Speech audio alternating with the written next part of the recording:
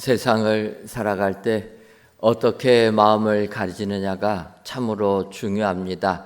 그 마음을 어떻게 가지느냐에 따라서 이것이 나에게 복이 될 수도 있고 화가 될 수도 있기 때문입니다. 요즘 소통 전문가로 유명한 한 남성분이 계십니다. 그분이 사람들의 마음을 어루만져 주고 소통하며 용기 주는 것을 보게 되면 더욱더 우리가 마음을 어떻게 가지느냐가 중요함을 깨닫게 됩니다. 그분이 전에 방송에 나와서 자기 어머니에 대해서 하던 이야기를 들어봤습니다.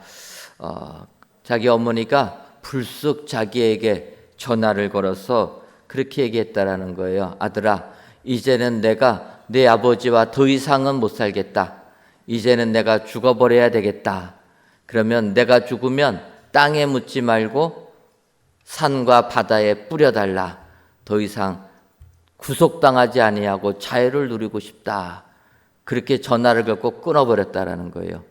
그러지 않습니까? 어르신들이 전화를 걸어가지고 당신 할 말만 딱 하고 자녀들이 생각할 겨를도 주지 않고 끊어버리는 거예요. 사실 다 큰 아들이 어머니의 이런 전화를 받으면 얼마나 황당합니까? 이게 어쩐 일인가? 그런데 또 머릿속에서는 스치는 그림은 있습니다. 또 두 분이 다투셨구나. 어쨌든 그렇게 생각을 하고 있었는데 일주일 후에 어머니가 또 전화를 걸었다는 거예요. 그러면서 어머니가 하시는 얘기가 아들아, 이제는 내가 죽지 않고 100세까지 살기로 했다. 그렇게 전화를 했다라는 거예요. 그래서 아들이 그러면 아버지하고 좀 화해를 하셨습니까? 물어봤더니 화해는 안 했고 보니까 남자들은 일찍 죽는다고 하니까 내가 100세까지 살아서 아버지 먼저 보내고 자유를 누리며 살겠다. 그렇게 이야기했다라는 겁니다. 그 어머니가 생각을 바꾸니까 당장에 죽겠다고 하시는 분들이 100세까지 살겠다. 그렇게 이야기했다라는 것입니다. 이것은 세상을 살아갈 때뿐만 아니라 우리가 믿음 생활할 때도 마찬가지다. 이런 생각을 하게 됩니다. 특별히 우리가 믿음 생활하면서 하나님 앞에 어떠한 관계를 가지느냐, 우리의 자세가 어떠냐에 따라서 우리가 하나님으로부터 복을 받을 수 있고 어떨 때는 책망을 받을 수도 있기 때문이라는 것입니다. 오늘 본문 역대상 17장을 보게 되면 다윗 왕이 법궤를 예루살렘으로 모신 후에 벌어진 이러한 내용입니다. 역대상 17장 1절을 보면 다윗이 그의 궁전에 거주할 때에 다윗이 선지자 나단에게 이르되 나는 백향목 궁에 거주하거늘 여호와의 언약궤는 휘장 아래에 있도다. 이렇게 나단 선지자에게 이야기하면서 자기 마음에 힘든 것을 이야기했다라는 것입니다. 다윗이 그렇게 나단에게 고백한 것은 자기는 목동이었는데 형제들로부터도 인정받지 못하는 말제 동생으로 양을 치고 있었는데 하나님께서 나에게 은혜를 주어서 이스라엘 나라의 왕으로 세워주시고 이제 왕궁을 이루고 편안하게 살게 해주셨는데 하나님의 법궤를 예루살렘으로 모시고 나서 보니 이 법궤는 휘장, 천막 안에 있었다라는 것입니다. 그러니까 쉽게 표현하면 우리는 좋은 아파트에서 사는데 하나님은 판잣집에서 사신다라는 것입니다. 이게 마음이 부담스러웠다라는 거예요. 그러지 않습니까? 우리의 부모님들이 자녀들을 위하여서 어떻게 하든지 자녀들 집이라도 장만해 주려고 합니다. 내 살던 집 다 처분하고 자녀들 아파트 하나씩 해주고 나면 그 부모님들은 어디로 가십니까? 돈이 없어서 이제는 재산 다 처분하고 시골집에 가서 쓸쓸하게 초라하게 사신다라는 거예요. 그럴 때 자식들의 마음이 어떠하겠습니까? 제가 이 말씀을 1, 2부 때 드렸더니 자식들은 부담도 안 갖는다. 자식의 마음에는 항상 뭐만 있다고 합니까? 도둑만 있다. 여러분, 그런데 중요한 건 오늘 다윗을 보니까 다윗의 그 마음을 하나님이 아시고 다윗에게 복 주셨다라는 거예요. 다윗은 하나님의 법궤가 성막에 있는 것, 천으로 만든 장막에 있는 것을 알고 부담을 느끼면서 하나님의 전을 건축해야 되겠다. 그렇게 작정을 하고 나단 선지자에게 건축하겠다고 이야기합니다. 그때 하나님께서 나단 선지자를 불러가지고 다윗에게 전하라 하면서 해주신 말씀이 오늘 본문의 내용입니다. 하나님께서는 나단 선지자를 보내서 다윗 왕에게 성전을 건축하지 말 것을 명하십니다. 나는 너의 그 마음이면 된다. 성전을 건축하고자 하는 그 마음이면 내 마음이 기쁘다. 그러면서 나단 선지자를 통하여 다윗 가문에 복 주시는 내용을 선포해 주셨다라는 것입니다. 그래서 다윗 왕은 하나님께서 다윗 가문에 주신 그 복을 기억하면서 오늘 이제 역대상 17장 27절 하반절을 보면 여호와여 주께서 복을 주셨사오니 이 복을 영원히 누리리이다 하니라. 하나님이 주신 복을 영원히 누리겠다 고백하고 있다라는 것입니다. 따라서 오늘 이 시간 진정으로 믿음 생활하시면서 다윗 왕처럼 하나님께 향한 마음가짐 잘 가지셔서 다윗 왕이 받은 축복을 그대로 받아 누리시는 은혜의 성도님들 되시기를 주님의 이름으로 축원합니다. 그렇다면 다윗의 주께서 복을 주었사오니라고 고백하는 그 복은 어떠한 복입니까? 먼저는 이미 듣게 하신 복이라 이렇게 말씀하고 있습니다. 오늘 보면 역대상 17장 25절 상반절을 보면 나의 하나님이여 주께서 종을 위하여 왕조를 세우실 것을 이미 듣게 하셨으므로 이렇게 다윗이 고백합니다. 하나님께서 다윗을 위하여서 왕조 세우실 것을 이미 듣게 하셨다. 이미 듣게 하신 게 복이라는 것입니다. 먼저 알게 해주신 것, 먼저 깨닫게 해주신 것, 이것이 복이라는 것입니다. 근데 여기서 이미 듣게라는 표현을 세 번역을 보게 되면 계시라고도 표현하지만 우리가 생각하는 계시하고는 약간의 오늘 본문의 단어는 의미가 다릅니다.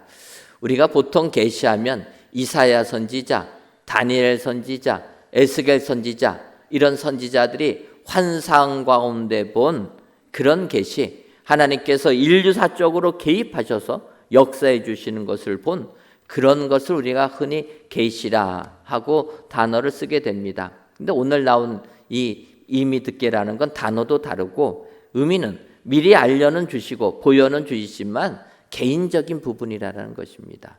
바꿔 말하면 다윗 가문을 향하여서 개인적으로 미리 듣게 해주신, 미리 보여주신 복을 주셨다라는 것입니다. 하지만 세상을 살면서 우리가 우리 삶에 있어서 미리 알 수 있는 것, 복의 복인 줄 믿습니다. 예를 들면 사도 바울이 3차 전도행을 합니다. 지난주에 말씀을 선포했을 때는 3차 전도여행 끝나고 예루살렘에서 로마로 가는 과정을 설명했는데 오늘 본문을 보면 사도행전에 3차 전도여행 끝나고 예루살렘에서 벌어진 사건입니다. 아시는 것처럼 사도 바울이 예루살렘에 돌아오게 되니까 유대인들은 바울을 오해해가지고 율법을 깨치는 자라. 그래서 문제를 일으킵니다. 그때 이 지역의 치안을 맡았던 천부장이 마을이 시끄러운 것을 알고 바울을 좀 조용히 격리시키고 조용히 시키려고 합니다. 이때 바울이 천부장이 얘기합니다. 내가 유대인들에게 말을 해도 되겠습니까? 천부장이 하라고 합니다. 그때 바울이 그 유대인들을 향하여서 자기가 다메섹 도상에서 부활하신 주님 만난 것, 또 주님께서 이방인의 사도로 부르셔서 복음을 증거했던 것들을 그들에게 이야기합니다. 그러니까 그 이야기를 들은 유대인들은 더 분노를 하게 되었습니다. 분노를 하게 되니까 그 유대인들 중에서 40여 명이 넘는 자들이 바울을 죽이기 전까지는 먹지도 마시지도 않겠다 작정하는 사람들이 생기게 됩니다. 그러니까 유대인들이 그러면 이참에 그냥 바울 사도를 죽여야 되겠다 계획을 세우고 천부장에게 얘기합니다. 내일 하루만 더 바울을 우리하고 대화할 수 있게 해주십시오. 그 계획을 바울의 생질이 듣게 되었다라는 것입니다. 그래서 그 이야기 바울을 암살하려고 하는 계획을 미리 들은 생질이 바울에게 와가지고 사정을 이야기하니까 사도 바울이 생질을 천부장에게 보냅니다. 그리고 이런 일이 생기니까 알아서 하십시오. 천부장은 로마 시민권자인 바울을 그렇게 암살로 죽게 할 수가 없어가지고 그 이야기를 듣자마자 군대를 동원해서 바울을 호위해서 총독에게까지 호송시켰다라는 것입니다. 여기서 중요한 것은 바울의 생질이 바울에게 암살 사건을 미리 듣고 알려준 것, 이것이 중요하다라는 것입니다. 그가 미리 듣고 바울에게 알려주니까 바울 사도는 준비할 수가 있었다라는 것입니다. 준비하게 되니까 바울 사도는 복음을 증거하는데 어떠한 어려움도 없이 로마까지 가서 주의 복음을 증거하는 축복자가 되게 된 줄 믿습니다. 여러분, 세상을 살면서 이처럼 미리 듣는 것이 축복인 줄 믿습니다. 미리 깨닫게 되는 것이 은혜인 줄 믿습니다. 미리 듣게 되면 우리가 준비할 수 있고 대비할 수 있어서 앞으로 닥쳐오는 고난도 우리가 이기게 될 줄 믿습니다. 오늘 다윗 왕이 하나님께 감사했던 것은 하나님께서 미리 듣게 해주신 복을 주셨다. 이 복을 가지고 하나님께 감사했다라는 거 기억하시고 오늘도 이런 다윗 왕이 받은 복을 그대로 받으셔서 오늘도 하나님께 감사하시는 은혜의 모든 성도님들 되시기를 주님의 이름으로 축원합니다. 다음으로 다윗 왕이 받은 복은 간구할 마음 생김의 복이라 이렇게 얘기합니다. 역대상 17장 25절 하반절을 보면 주의 종이 주 앞에서 이 기도로 간구할 마음이 생겼나이다. 이렇게 다윗이 고백을 합니다. 다윗은 먼저 이 기도로 이렇게 고백을 하고 있다라는 것입니다. 바꿔 말하면 하나님께서 다윗에게 기도할 제목을 주셨다라는 것입니다. 여러분, 기도할 제목이 있는 것, 이게 우리에게 은혜요 복이 되는 줄 믿습니다. 왜 그렇습니까? 기도할 제목이 있으면 우리가 그 기도 제목 가지고 기도한다라는 것입니다. 기도하게 되면 하나님께서 응답해 주시기 때문에 기도 제목이 생기는 것이 복이라는 거예요. 세상을 살다 보면 우리에게 기도할 거리들이 생깁니다. 이럴 때 우리는 그렇게 얘기합니다. 하나님, 왜 이렇게 나에게는 이렇게 기도할 제목이 많습니까? 왜 나에게는 이렇게 삶이 고통 가운데 있어서 기도거리밖에 없습니까? 우리는 이렇게 생각하기 쉽지만 여러분, 기도 제목이 있다라는 건 내 삶이 힘들고 어려울 때 하나님께 기도할 수 있는 기도 제목이 있다라는 게 복인 줄 믿습니다. 기도하면 하나님께서 응답해 주시기 때문이라는 겁니다. 기도하지 않으면 응답이 있을 수 있겠습니까? 바꿔 말하면 기도 제목이 있는 것이 은혜요 축복인 줄 믿습니다. 세상 살면서 내 삶에 처해진 여러 가지 고난 때문에 실망하시는 분들 안 계십니까? 하지만 그것이 하나님이 나에게 주시는 기도거리라. 기도 제목 주심을 감사하시고 간구할 마음 생김의 복, 이것이 복이라 기억하셔서 기도하심으로 응답받으시는 은혜의 성도님들 되시기를 주님의 이름으로 축원합니다. 창세기를 보게 되면 이삭의 아내 되는 리브가라라는 사람이 나오게 됩니다. 아브라함의 아들 되는 이삭, 그의 부인이 리브가입니다. 그가 결혼하여서 시간이 지났지만 자녀가 생기지 않습니다. 이때 기도함으로 그녀가 잉태를 하게 됩니다. 그런데 잉태를 했는데 그 뱃속에 쌍둥이가 생겼다라는 것입니다. 여러분, 한 명만 임신해도 힘든데 아들 두 쌍둥이를 키우려니 얼마나 그 어머니가 힘들겠습니까? 그러니까 리브가가 너무나 고통 속에 있어가지고 하나님께 기도합니다. 하나님께 기도하니까 창세기 25장 23절을 보면 여호와께서 그에게 이르시되 두 국민이 내 태중에 있구나. 두 민족이 내 복중에서부터 나누이리라. 이 족속이 저 족속보다 강하겠고 큰 자가 어린 자를 섬기리라 하셨더라. 리브가가 너무나 태중에 아이들이 싸우는 거를 갖고 힘들어서 기도하니까 하나님께서 주신 말씀이 큰 자가 어린 자를 섬길 것이다, 이렇게 말씀하셨다는 거예요. 아들 하나만 있어도 힘든데 두 아들이 움직이니 얼마나 힘드니까. 힘들이는 것도 싸우고 있으니 더 힘들었던 것입니다. 그런데 하나님께서 하신 말씀은 이 아들들은 나눠질 거라는 거예요. 근데 나눠지는데 큰 자가 어린 자를 섬길 것이라. 세상은 어린 자가 큰 자를 섬기는 게 세상의 이치인데, 하나님이 리브가에게 주신 말씀은 큰 자가 어린 자를 섬길 것이라는 것입니다. 이 말씀을 들은 리브가 어찌 보면은 하나님이 이렇게 말씀하시니까 이 기도 제목 가지고 평생을 기도한 자가 리브가다 볼 수가 있습니다. 아버지의 이삭은 에서를 사랑했습니다. 그런데 어머니 리브가는 야곱을 사랑했다 이야기합니다. 리브가가 야곱을 사랑하는 이유가 있겠지만 저는 가장 중요한 것은 하나님께서 큰 자가 어린 자를 섬기리라, 이 말씀 가지고 리브가는 기도하는 가운데 차남 야곱을 사랑한 줄 압니다. 여러분, 그런 가운데서 이제 이삭이 나이 들어서 형 에서를 불러가지고 이야기합니다. 아들아, 내가 이제 나이가 다 됐으니 너는 나가서 염소를 상해해 갖고 와서 나에게 바치면 내가 그 음식 먹고 힘을 내서 마지막으로 너에게 장자의 축복 기도를 해주겠다, 그렇게 이야기를 합니다. 근데 그 이삭이 하는 소리를 부인 리브가가 들었다라는 것입니다. 듣자마자 리브가는 어떡합니까?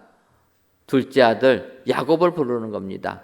아버지께서 형 에서에게 장자의 축복을 해준다고 하는데 그게 아니라라는 겁니다. 그러니까 너는 가서 염소 가지고 오면 내가 음식 만들고 네가 먼저 형 에서보다 먼저 아버지께로 가서 장자의 축복을 받으라라는 것입니다. 그때 야곱이 얘기합니다. 어머니, 저는 형과 생김새도 다르고 목소리도 다르고 전혀 다릅니다. 형은 털이 많은데 나는 매끈하지 않습니까? 그러면 형이라고 하고 가서 축복기도 받으려고 하면 아버지가 아시고 축복 대신 저주를 내릴까 두렵습니다. 못하겠습니다. 야곱이 그렇게 이야기합니다. 이때 창세기 27장 13절을 보면 어머니가 그에게 이르되 내 아들아, 너의 저주는 내게로 돌리리니 내 말만 따르고 가서 가져오라. 리브가가 얘기하는 거예요. 너의 저주는 나에게 돌리라는 것입니다. 그러니 너는 아버지를 속여서라도 장자의 축복을 받으라는 것입니다. 그래서 리브가가 형 에서의 옷을 야곱에게 입히고 염소 새끼 가죽을 야곱의 팔과 목에 둘러서 아버지로가 하여금 에서로 착각하게 만든 다음에 장자의 축복을 받았다라는 것입니다. 사실 이 부분을 보게 되면 리브가의 행동은 결코 옳다라고 볼 수가 없다라는 것입니다. 당당하게 축복 기도를 받아야지 이삭을 속여가지고 축복비도 받는다는 것, 그것은 너무나도 잘못된 행동이라는 거예요. 제대로 하려면 사실은 하나님께서 리브가에게 큰 자가 작은 자를 섬길 것이라 말씀하셨으면 리브가는 남편 이삭에게 가서 하나님의 말씀을 전해야 될 줄 압니다. 하나님이 이렇게 말씀하셨으니까 당신도 알고 하나님의 말씀에 순종하라는 거예요. 당신은 에서를 사랑하지만 하나님은 아니라고 말씀하셨으니 야곱을 위하여 줄 줄 알아야 된다. 남편을 설득해서 그래서 이삭이 야곱에게 축복 기도해 주게 만들어야 되는데 리브가는 남편 설득할 생각하지 아니하고 남편 속이는 것, 더 쉬운 방법을 택하고 말았다라는 것입니다. 여러분, 그 결과는 어떻게 됩니까? 리브가의 잘못된 행동으로 야곱은 정들었던 집을 떠나서 밧단 아람까지 가서 살 수밖에 없었습니다. 거기서 장인을 만나갖고 라반으로 하여금 얼마나 많이 속임을 당합니까? 더군다나 야곱이 가족을 이루고 귀국할 때는 그때는 살아생전에 어머니를 만나지 못했다라는 것입니다. 이렇게 리브가의 이 행동이 어찌 보면은 어머니 리브가와 야곱이 더 이상 만나지 못하는 안타까운 결과를 초래했지만 결론적으로는 장자의 축복을 받은 야곱이 이스라엘 12지파의 아비가 되는 축복을 받게 되었다라는 것입니다. 우리 같으면 그럴 것입니다. 에서의 요청처럼 이삭이 속아서 장자의 축복을 야곱에게 했으니까 이 속은 것은 취소하고 에서에게 다시 장자의 축복을 해주는 게 맞는 것 아닙니까? 그래서 에서가 얘기합니다. 아버지가 속아가지고 했으니까 이제 내가 장자니까 나에게 축복 기도해 주십시오. 그때 이삭은 아니라고 하는 거예요. 성경을 보면 이삭이 에서에게 해준 축복 기도는 축복 기도라고 볼 수 없을 만큼 그렇게 안 됩니다. 내가 속아서라도 야곱에게 그 기도를 해줬다면 그 기도는 유효하다라는 거예요. 하나님께 기도한 건데 그 기도가 취소가 될 수 없다라는 것입니다. 그래서 참 에서가 힘들어했다라는 거예요. 근데 여러분, 진행된 결과를 보게 되면 결국은 하나님께서 리브가의 태 속에 있을 때부터 하신 말씀, 큰 자가 작은 자를 섬길 것이다라는 그 하나님의 말씀은 이루어졌다라는 것입니다. 결론적으로 이루어져서 야곱이 12아들들을 낳게 되고 그 12아들들이 이스라엘의 12지파가 되었고 지금도 이스라엘 나라라고 부르는 그 이름은 야곱의 이름이라는 것입니다. 여러분, 하나님께서 우리에게 기도할 제목 주시면 감사하시기를 바랍니다. 그 제목이 내 생각과 전혀 다르다 할지라도 하나님께서 기도할 제목 주시면 감사하셔서 기도하시기를 바랍니다. 기도할 제목 가지고 오늘 본문의 다윗처럼 간구할 마음이 생기게 되면 하나님께서 그 기도를 응답해 주실 줄 믿습니다. 기도하여 응답받는 것, 이것이 최고의 복인 줄 믿습니다. 오늘도 우리 그리스도인들이 하나님으로 받은 최고의 복은 간구할 마음 생김의 복이라. 오늘도 내 삶을 보시면서 기도거리 있을 때마다 복이라 확신하시고 기도하셔서 응답받으시는 은혜의 모든 성도님들이 되시기를 주님의 이름으로 축원합니다. 마지막으로 다윗 왕이 하나님으로부터 받은 복은 영원히 두시기를 기뻐하시는 복이라 이렇게 얘기합니다. 역대상 17장 27절 상반절을 보면 이제 주께서 종의 왕조의 복을 주사 주 앞에 영원히 두시기를 기뻐하시나이다 이렇게 말씀하고 있습니다. 신앙생활하면서 제일 중요한 것은 끝까지 믿음 지키면서 믿음의 삶을 사는 것이 복된 것입니다. 끝까지 하나님을 떠나지 않는 것이 최고의 복이라는 겁니다. 오늘 하나님께서는 다윗에게 약속해 주십니다. 주 앞에 영원히 두시기를 기뻐하신다. 하나님께서 다윗을 당대로 끝나지 아니하고 후대까지, 그래서 다윗 왕조를 영원히 그 앞에 두기를 기뻐하셨다. 이게 복이라는 것입니다. 우리도 세상 살면서 당대만 잘 되는 것은 복이라 할 수가 없습니다. 나보다는 후대가 더 잘 되는 것, 이게 복 아니겠습니까? 믿음이 유전돼서 후대가 더욱더 예수님 잘 믿는 것, 이게 복 중에 복이라는 것입니다. 성경을 보게 되면 디모데를 이렇게 언급합니다. 디모데후서 1장 5절에 이는 내 속에 거짓이 없는 믿음이 있음을 생각함이라. 이 믿음은 먼저 내 외조모 로이스와 내 어머니 유니게 속에 있더니 내 속에 있는 줄을 확신하노라. 사도 바울이 디모데의 믿음을 외조모 로이스의 믿음, 그 믿음이 어머니 유니게로 유전이 되고 어머니 유니게의 믿음이 디모데까지 오게 되었다. 3대가 함께하는 그 믿음, 이것이 축복의 가문이다. 하나님이 주신 믿음의 복이라 이렇게 고백하고 있다라는 것입니다. 3대가 믿음이 이어졌다라는 거예요. 그러고 보면 어제 저희가 새벽에 무엇을 했습니까? 3대가 함께하는 특별 새벽 기도를 했다라는 거예요.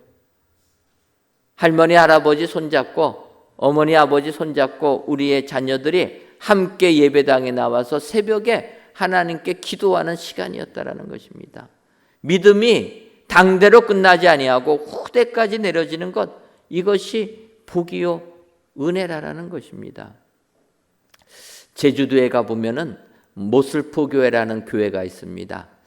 모슬포교회를 가보니까 이 교회는 1908년에 우리나라 최초 신학교를 졸업한 7분의 목사님들 중에 한 분인 이기품 목사님이 이 교회에 와서 교회를 개척하고 또 선교한 곳, 그곳이 모슬포교회라는 것입니다. 그리고 그 모슬포교회 옆에는 모슬포교회 역사관까지도 지어놨습니다. 그래서 그 교회 역사를 설명해 주는데 100년이 넘은 여러 가지 서류들, 당회록, 또 세례교인 명부, 그 외에도 피아노, 여러 가지 것들을 또 전시해 놨습니다. 그런데 역대 모슬포교회를 섬기신 목사님들을 보니까 교과서에서 역사책에서 보던 그 이름들이 거기에 다 있습니다. 제주도에 여러 가지 한국사에 기록될 만한 사건들이 벌어질 때마다 그 교회 사역자들이 얼마나 생명을 구하기 위해 헌신했는가 알 수 있는 이름들이 거기에 다 기록되어 있다는 것입니다. 저는 모슬포교회 역사관을 보면서 우리가 모슬포교회를 보면서 하나님의 은혜를 느낄 수 있는 것은 지금 그 교회가 지금도 있기 때문에 우리가 그 교회 역사관을 방문해서 하나님의 은혜를 체험할 수 있게 되었다는 것입니다. 만약에 그 교회가 사라졌다라면 역사관도 없어지지 않았겠습니까? 그러면 그 하나님의 그 위대한 은혜를 깨달을 기회가 없다라는 것입니다. 100년도 넘은 그 교회가 지금도 유구하게 전통을 유지하며 신앙생활 잘하고 있으니까 우리는 그 모슬포 교회를 가서 하나님의 은혜를 깨닫게 된다라는 것입니다. 당대에 끝나지 아니하고 후대까지 나아가는 것, 다윗으로 말하면 그 가문이 대를 잇는 것, 이것이 은혜요 축복이 되는 줄 믿습니다. 여러분, 현재에 안주하는 교회는 미래가 없다라는 거예요. 많은 교회들이 현재에 안주하고 있습니다. 한국의 많은 교회들이 미래에 투자하지 못하고 그냥 현재에 머물고 있다라는 거예요. 지금도 여러분 많은 분들이 우리 한국교회가 부흥했던 1980년, 90년대 그 생각 가지고 머무는 교회들이 많다라는 것입니다. 지금 벌써 2023년도 다 돼 갑니다. 변해야 된다라는 거예요. 그런데 많은 분들이 변화를 두려워합니다. 내가 어렸을 때부터 생활했던 그 방식, 그것이 옳다라고 합니다. 여러분, 그것은 당대가 끝나면 없어지는 겁니다. 교회가 영원히 지속되려면 미래를 위하여 투자해야 될 줄 믿습니다. 미래를 위하여 변화를 두려워하면 안 된다는 거예요. 변화할 줄 알아야 되는 겁니다. 젊은 세대들이 생각하는 신앙관이 무언가? 젊은 세대들을 교회로 더 이끌어낼 수 있는 방법이 무엇인가? 어른들은 내려놓고 젊은 세대들이 신앙생활 잘할 수 있도록 바뀌어야 된다는 것입니다. 그러면 교회는 주님 오시는 그날까지 영원히 서게 될 줄 믿습니다. 그런데 우리가 지금까지 내가 생각하는 것을 고집하게 되면 그 당대로 끝날 수밖에 없다는 것입니다. 미래가 있는 교회가 희망이 있는 교회인 줄 믿습니다. 미래를 위하여 변화를 두려워하는 교회가 축복의 교회가 되는 줄 믿습니다. 하나님의 은혜로 우리 은혜광성교회가 새 성전에 입당했습니다. 그리고 청년들 또 교회 학교가 많이 부흥되고 있습니다. 이때 우리가 더욱더 노력해야 될 줄 믿습니다. 부흥하는 다음 세대를 보면서 우리가 더욱더 내려놓고 그들이 예수님 믿게끔, 그들이 신앙생활 잘하게끔 우리가 바꿔준다라고 하면 우리 은혜광성교회 미래는 더욱더 밝아지게 될 줄 믿습니다. 마치 우리 은혜광성교회는 다윗이 하나님께 감사한 것처럼 하늘의 복을 누리는 다윗 왕조가 영원히 유지되는 것처럼 우리 은혜광성교회도 주님 오시는 그날까지 영원히 주의 일을 행하는 축복의 교회가 될 줄 믿습니다. 오늘 귀한 예배를 드리시는 저와 여러분들, 오늘 다윗이 하나님께 받은 그 복을 기억하고 감사했다라는 것 깨달으시고 오늘도 하나님께 감사하셔서 다윗이 받은 그 복을 그대로 받아 누리시는 은혜의 모든 성도님들이 되시기를 주님의 이름으로 축원합니다. 기도하겠습니다. 하나님, 쌀쌀해진 가을 날씨 속에서도 우리의 건강을 지켜주셔서 이 시간 성전에서 또는 각 예배 초소에서 귀한 예배를 드리게 하시니 감사합니다. 주께서 복을 주었사오니라는 제목으로 말씀을 주었사오니 주께서 주신 복을 받아 누리는 저희들이 되게 하여 주옵소서. 주께서 주신 복은 먼저는 이미 듣게 하심의 복, 간구할 마음 생김의 복, 영원히 두시기를 기뻐하시는 복이라 말씀하셨사오니 이러한 복을 받아 믿음 생활 승리하는 우리 모두가 되게 하여 주옵소서. 예수님의 이름으로 기도하옵나이다. 아멘.